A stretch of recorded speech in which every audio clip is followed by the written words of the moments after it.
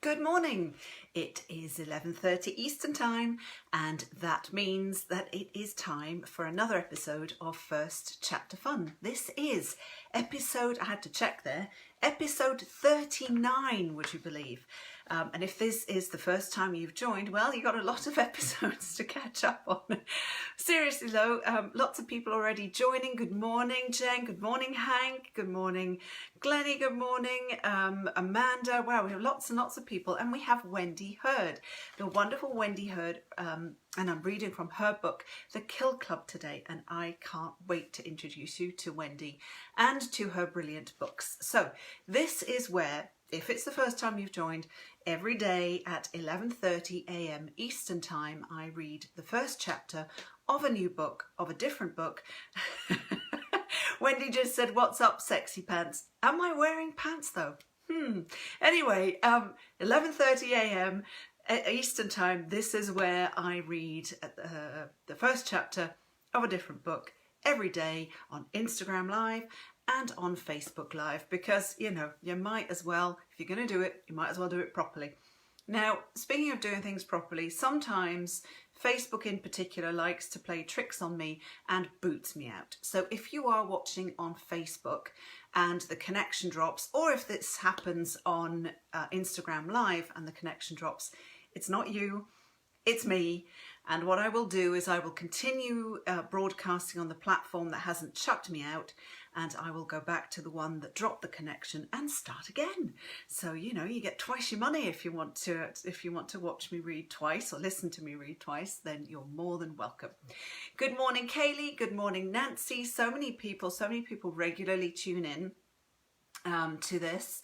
And it has been 39. This is the 39th day in a row that I've done this, and I am amazed that people keep tuning in and new people are joining and discovering this series, and it's absolutely wonderful. Thank you for popping in every day, taking time out of your day and all of this madness that is going on right now, and tuning in to discover new books. I think it's brilliant. I'm so pleased.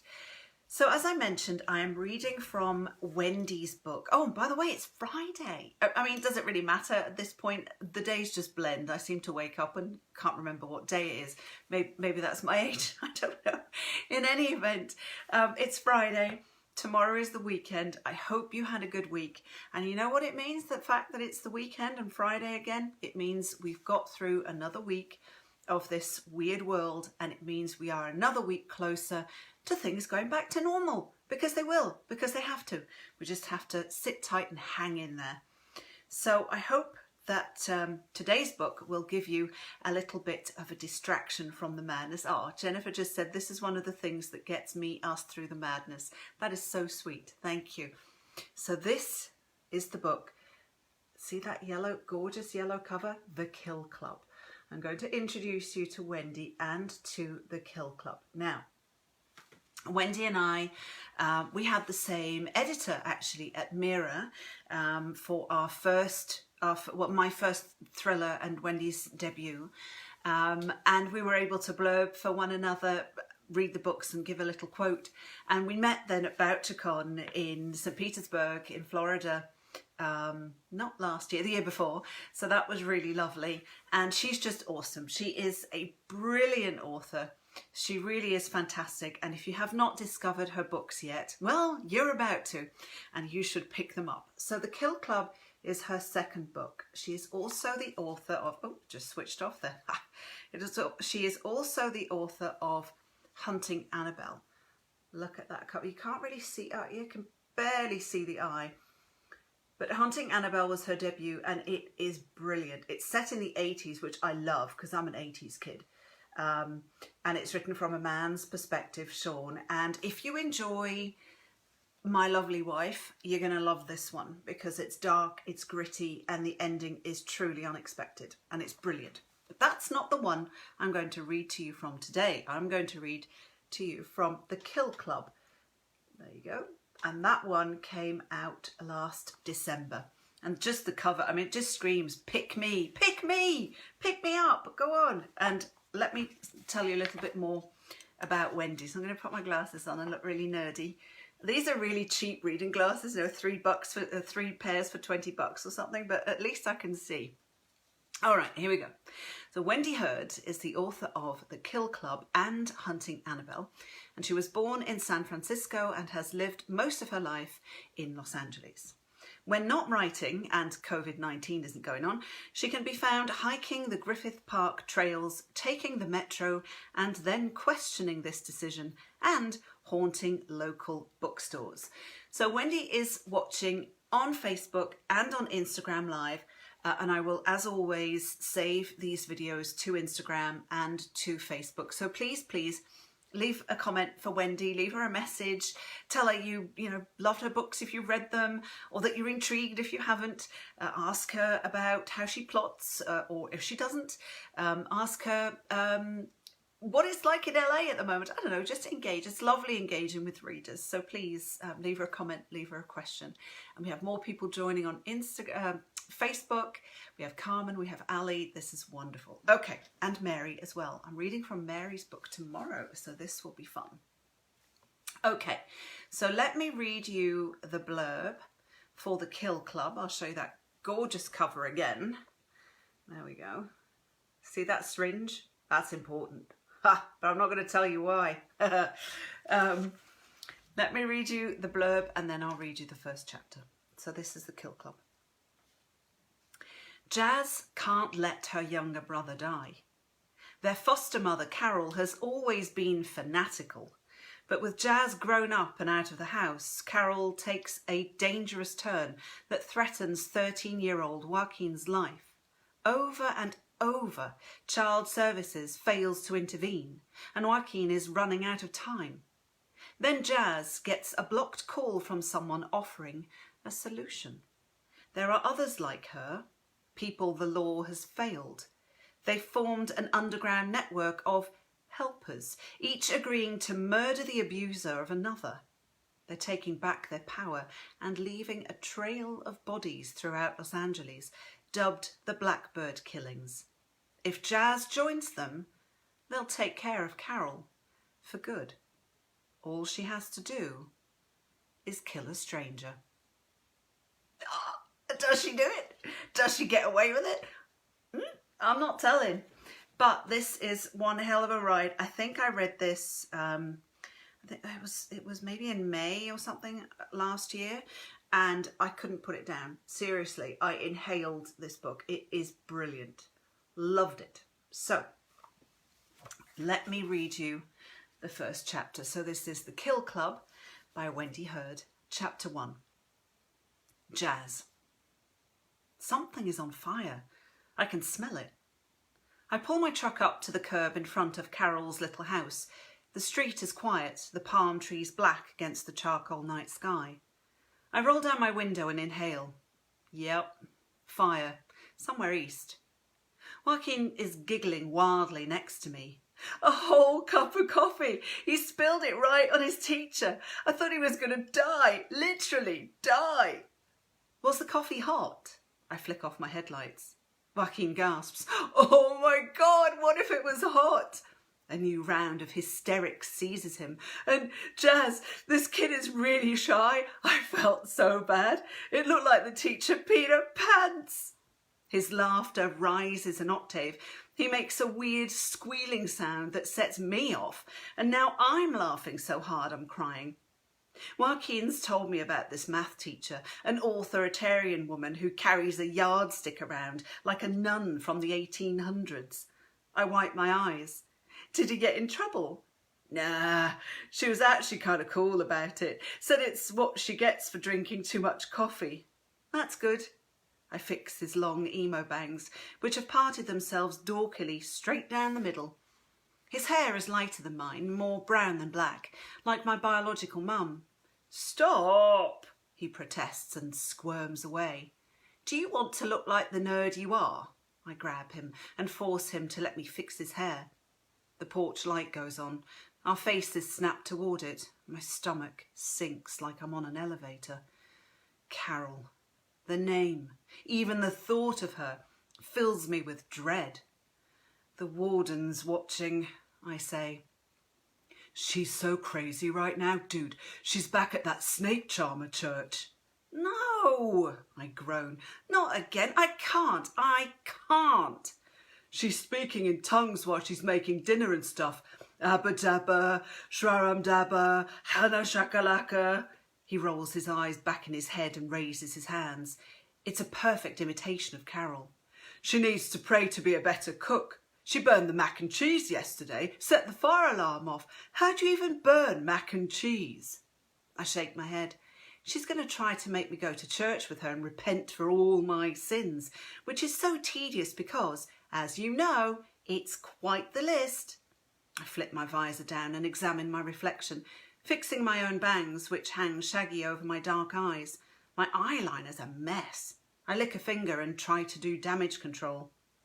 Joaquin gets his phone out and checks Snapchat. She took my Miley Cyrus poster. Stole it while I was at school. I shoot him a sideways look. 'Cause she knows you're jacking off to it, you little pervert. He elbows me, which makes me jam my finger into my eye. I cry out in protest. He shoves me again. I raise a fist like I'm actually going to punch him, and he cowers dramatically. I return to my eyeliner and he returns to Snapchat. He sighs. But yeah, she stole my precious Miley. In my day, we looked at the Victoria's Secret catalogue like normal people. He waves his phone at me. Take some of the parental controls off this thing and I'll just look at other stuff on here. No way! You know I've seen porn, he drawls in his most grown-up voice. They don't prepare you for any of this. I turn toward him. Just because you already saw it doesn't mean I want you to have access to the whole internet in your room all by yourself. There's some crazy shit out there. Worst sister, he grumbles. Best sister. A corner of his mouth creases, mischievous. He has my crooked smile. You're conservative because you're old. Shut up, you little shit. He knows I'm already feeling weird about turning 30, even though it's 2 years away. The front door opens and Carol appears, a slim silhouette against the golden living room light. Time's up, I say. I hereby release you from my gay dungeon of sin and return you to your pristine temple of Jesus. He grabs his backpack and pockets his phone. Thanks for dinner. I capture him in a tight hug and press my face into his sweatshirt, savouring the scents of school and deodorant and laundry detergent. I love you, kid. He hugs me back, still sometimes cuddly, despite the onset of puberty. I pull away and pat his cheek. You're due for a refill on your insulin. Meet you after school Monday? What about your show? He asks. I don't have to be at the venue till 9. It's plenty of time. I grab his sleeve. Are you taking care of yourself? Checking your blood sugar? Tracking your carbs? I'm fine. I'm being good. Unexpectedly, he leans over and kisses my cheek. His face is smooth and soft. I know he wishes he had facial hair, but I can't help being glad it hasn't come in yet. Stop worrying, he says. But you're my little angel. Stop. He crashes out of the truck onto the sidewalk. My baby, I cry after him. He pulls his hood over his head and trots toward the house. I get out, beep the alarm on my truck and follow him across the street. The neighbours' pit bulls hear our approach and erupt into barking. Through the chain-link fence, I see their shadows in the backyard as they strain against their chains. I feel sick with pity for their eternal captivity. The spring air is cool on my skin. I rub my arms, run my fingers over the tattoos that cover them from shoulder to wrist, and trot up the 3 concrete porch steps. In the middle of the dead lawn, Joaquin's old play structure looks injured, as though it's been frozen mid-limp in a quest to run away. Carol's old Ford Taurus cowers behind the ancient Chevy that's been rusting in the driveway since I lived here. This used to feel like home, but now it feels like returning to the scene of a crime.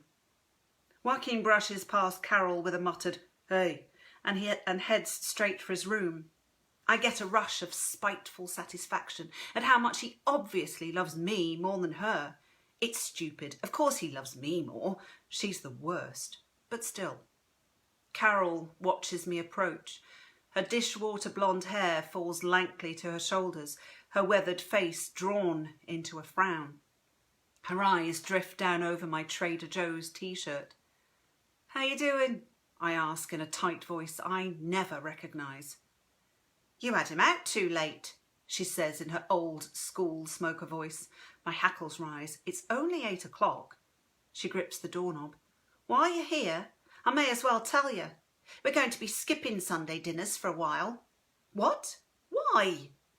"I don't have time to get into this with you right now, Jasmine." I hold a hand out, but the door pushes forward. "That's not our deal. If you're going to cut Sundays, you have to give me a different..." The door clicks shut. I want to bang on it, bash it in and take Joaquin away from her, but I can't. I have to just stand here, staring at the door like a little bitch, while she gloats over another in her endless chain of victories. That was The Kill Club, the first chapter of The Kill Club, there we go, by Wendy Hurd, which is amazing. There you go, let me get that a little bit closer so you see the syringe there. It's absolutely brilliant, absolutely beautiful. If you haven't read it yet, why not? Also the author of Hunting Annabelle, which I showed earlier, that came out a year before. There we go, Hunting Annabelle. I hope you enjoyed that chapter. It is a phenomenal book. Wendy's a brilliant writer, and it's just one book that it just takes your breath away. You just can't put it down. And Wendy just said, "So fun and exciting hearing you read it, Hannah." "Oh, you're very welcome. You're such a hell of a reader." Well, that's very kind. You know, audio narrators, I don't know how they do it. It's, yeah, tricky. But I'm glad that went okay. I'm glad you enjoyed it. So, oh gosh, I almost forgot to tell you about tomorrow's book. Tomorrow's book for episode 40. Episode 40 of First Chapter Fun. Let me find it. I have to flick through these photographs. Here we go. We have Derailed by Mary, I read Kelly Cohen, I said Kelly, by Mary Kelly Cohen. There we go. I hope I'm pronouncing that right, Mary. That will be tomorrow's book, Derailed, as always, at 11:30 Eastern, right here on my Instagram down here and on my Facebook up here. So I hope you enjoyed that chapter. I hope you have a lovely Friday afternoon or evening, depending on your time zone. And I hope that I will see you again for another episode. So tomorrow, 11:30 Eastern, as always, please, until then, stay safe, stay kind, and I'll see you tomorrow. Thank you for watching.